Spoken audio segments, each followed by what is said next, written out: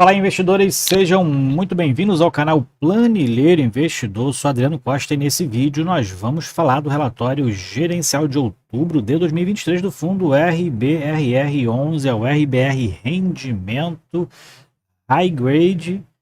Então, fundo aí, soltou o relatório recentemente, tem um tempo que a gente não fala aqui no canal. Vamos ver como é que está o desempenho dele aí, como é que está o caixa do fundo, né? Fundo que reduziu seus rendimentos nos últimos tempos aí, nos últimos meses, né? Então, o fundo, vamos ver a principal indexação do fundo e, né, ver se tem algum motivo ali, assim, aparente, né, sobre a queda dos seus rendimentos, tá ok? Então, se você gosta desse tipo de assunto, se inscreva aí no canal, ative as notificações, deixa o seu like, é tudo de graça, ajuda muito a gente aqui no canal, tá? A gente vê que mais de 50% dos nossos espectadores não são inscritos no canal, então ajuda a gente aí, é de graça, tá bom? Então ajuda a gente aí, se inscreva no canal. Eu vou deixar esse relatório gerencial na descrição do vídeo e também o link do nosso grupo do Telegram. Se inscreva lá em curta distância. Vamos lá então, vamos falar aqui do RBR R11. Bom, esse que é um fundo de CRI, né? Um fundo de papel, um fundo de crédito, né? Como você queira aí classificar ele, mas é tudo a mesma coisa, um fundo de crédito, tá? Atualmente está com 43 operações na carteira. A gente verifica 46 operações, CRIs com sólidas garantias imobiliárias, LTVs médio de 60%, né? E as garantias aí, ó, 53% das garantias estão localizadas na região Prime da cidade de São Paulo. Deve ser uma região rica lá, né, de São Paulo. Então, atualmente, que a gente vê aqui as principais características do portfólio. Então, como eu já falei, são 43 operações, patrimônio bilionário, né? Duração média da carteira de quase 4 anos. E o que a gente vê aqui, o spread médio, né? Por indexador, é CDI mais 2,7% e IPCA mais 8%. Como a gente vê, realmente é um fundo high grade, né? A gente acabou de ver o relatório do RPR11, né? Um dos mais high yields no mercado. Mas já descobri que tem outro aí, um amigo do canal falou, e ele vai sair aí a qualquer momento no canal, tá? Tem fundo high yield ao extremo, né? Que tá dando tudo certo por enquanto. Bom, esse é um high grade, então menos risco de inadimplência, né? O principal fator mitigador de risco é um menor risco de inadimplência dos seus papéis, tá? A indexação, então, 14% está pelo CDI e 80% aqui está pela inflação, né? Que tem parte que é IPCA, tem um pouquinho ainda de IGPM. Bom, ele fala aqui também sobre a oferta pública, né? 17 de outubro, encerrou a 8ª emissão de cotas do fundo. Então, aqui está o relatório aí relativo ao encerramento, né? E o que foi aí, como é que o fundo foi nessa emissão. Eu não acompanhei, né? Não acompanhei essa emissão, não sei como é que foi, mas o fundo aí acabou de fazer uma emissão de cotas, tá?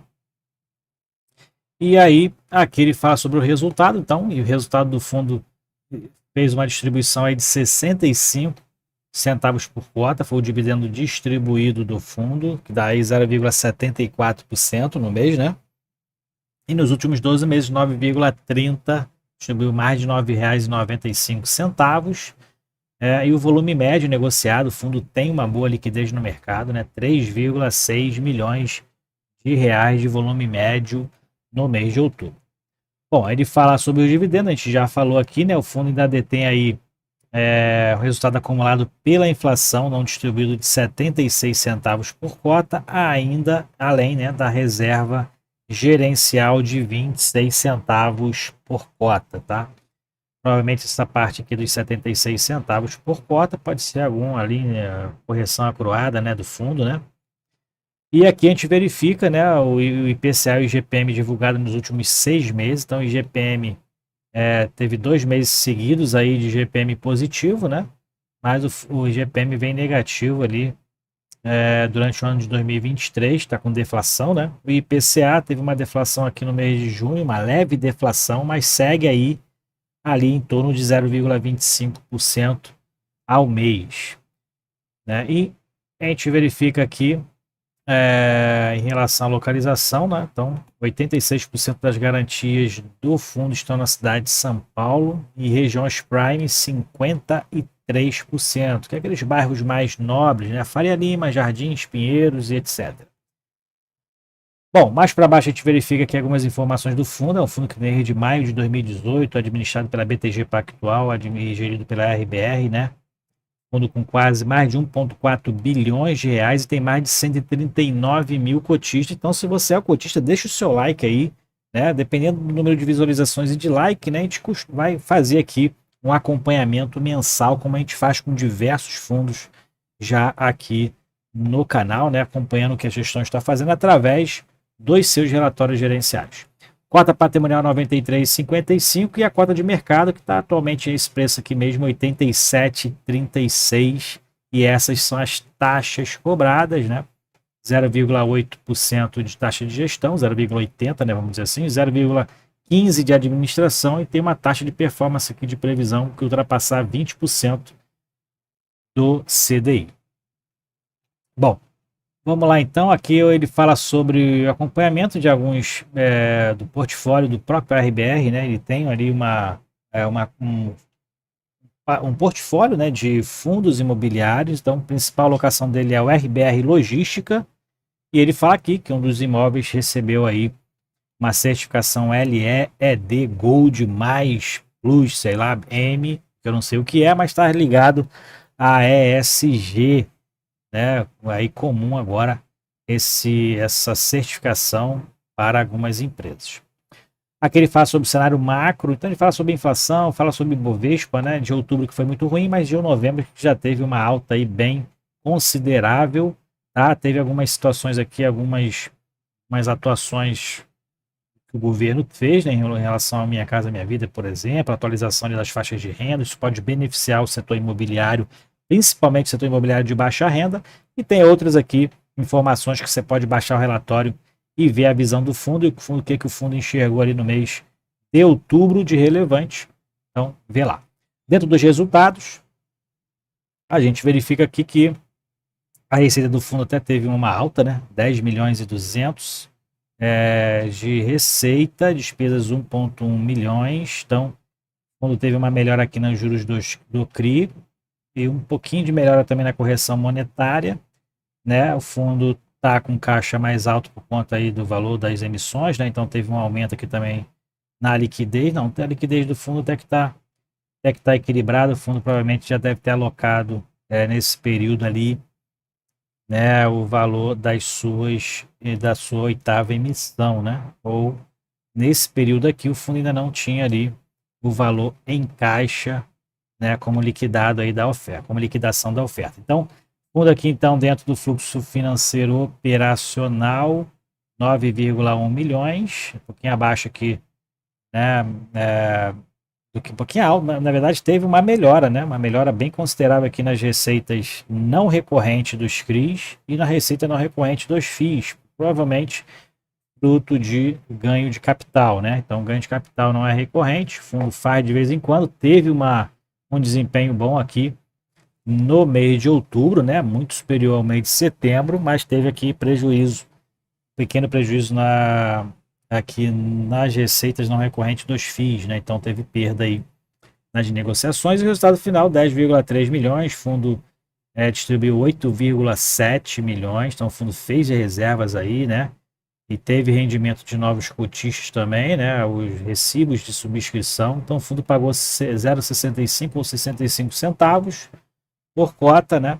E dentro do histórico de distribuição, a gente verifica que o fundo teve uma melhor distribuição no início do ano, né? A inflação estava um pouquinho mais alta, né? O fundo teve um desempenho melhor nos rendimentos aqui e já é o terceiro mês consecutivo que o fundo distribui aí 65 centavos e o quinto mês consecutivo que ele tem um desempenho pior do que o CDI, como a gente verifica aqui. Então valeria mais a pena, na teoria, né, no rendimento bruto, estar uma renda fixa indexada ao CDI. Mas lembrando que a renda fixa tem, se tiver imposto de renda previsto, né, ali acaba perdendo para a distribuição aqui que o fundo fez.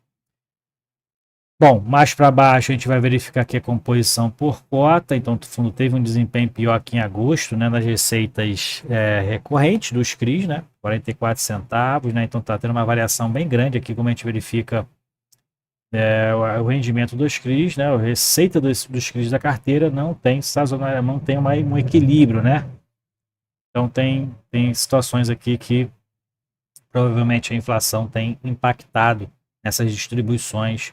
Os últimos 3 meses até que está mais equilibrado, né? Mas teve uma deflação, teve ali um valor próximo a 0,10 de inflação positiva, então teve essa variação ali na carteira. O fundo, mesmo assim, tem desempenhado melhor que o CDI desde o início, 160% do CDI, então, mesmo assim, está desempenhando melhor que o CDI no histórico ali desde 2018.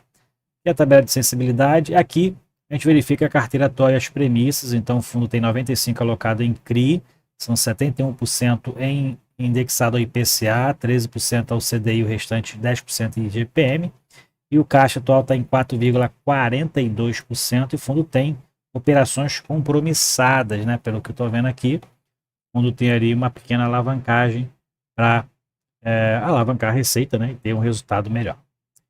E aqui são as estratégias, né? O fundo tem uma estratégia qual de investir 92% do patrimônio nas estratégias principais, que é uma carteira de CRI High Grade, tá? É o principal. Tático, investe ali em CRI, né? Eventualmente ali com um CRI com uma média um pouco mais alta, e o FI de CRI também, também está dentro da estratégia tática, e na liquidez o fundo investe no tesouro, na renda fixa, né?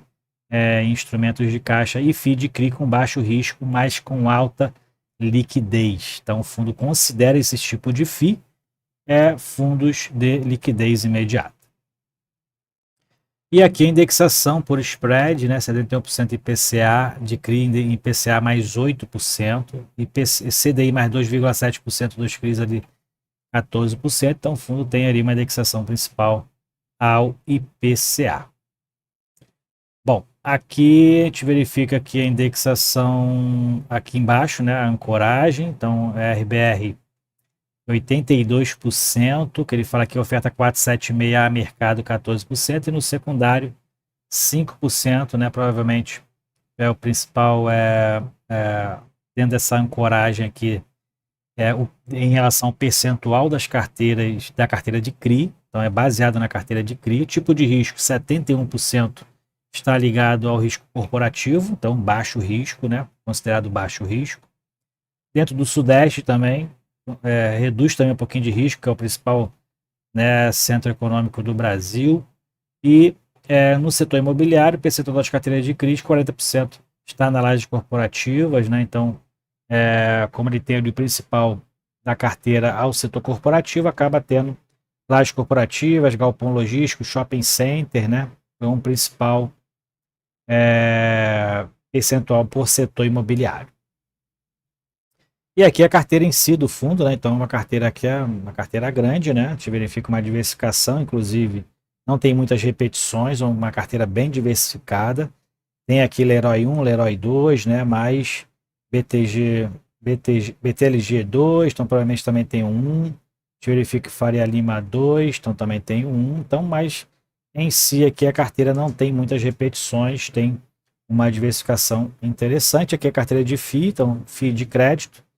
Então, o fundo aqui tem a principal alocação do patrimônio, 1,5% apenas, a principal é MCCI 11, também principal indexado ao IPCA, né, principal indexador desse fundo. E aqui no mercado secundário a gente verifica as negociações das cotas, né, o fundo teve aí um volume total negociado no mês de outubro de mais de 75 milhões, seguindo o que foi em setembro, mas foi pior do que outubro, né, que teve 88 milhões de volume de negociação, mas mesmo assim é um volume médio interessante, 3,6% diário, 3,6 milhões de volume diário de negociação. Então o fundo tem uma ótima liquidez, fator aqui muito importante para analisar também aqui o CRI. Bom, aqui é isso aí então, né? O fundo tem aqui um relatório alto, né, vai até a página 22, então tem bastante página, mas o relatório em si do mês encerra aqui na página 11, o restante falando sobre a própria RBR aí, né, alguns assuntos aqui do RBR RI11 também, né, algumas informações qualitativas dos seus CRIs, então é um apêndice que você tem que fazer uma leitura mais detalhada se você for investir no fundo, né, conhecer quais os principais mitigadores de risco, né, quais são ali os indexadores. A gente verifica que os indexadores ali, em relação àquela classificação mais ou menos como FII High Yield ou High Grade, né, IPCA 7,75, IGPM mais 4,75, provavelmente isso aqui está tendo um problema, né? Aí para receber o fluxo financeiro por conta do, né, os juros, na verdade, né, está tendo um baixo juros de recebimento, mas o fundo tem aí uma característica high grade, ou seja, não é muito voraz em relação aos prêmios de risco dos seus CRIs. Tá? Então faça essa leitura, né? É isso aí então. Se você gostou do vídeo, deixe seu like, se inscreva no canal, compartilhe com a gente. Se você é um dos quase 140 mil cotistas do RBR, eu não sou cotista, foi um dos primeiros fundos que eu tive, na verdade, quando eu comecei a investir no mercado, né? Mas eu vendi logo, não fiquei muito tempo com o fundo, né? Preferi, como era início de investimento no mercado de fundos imobiliários, eu preferi concentrar depois, a princípio, nos fundos de tijolo, depois fui pegando os fundos de crédito também. Bom, é isso. Fiquem com Deus. Até o próximo vídeo. Tchau, tchau.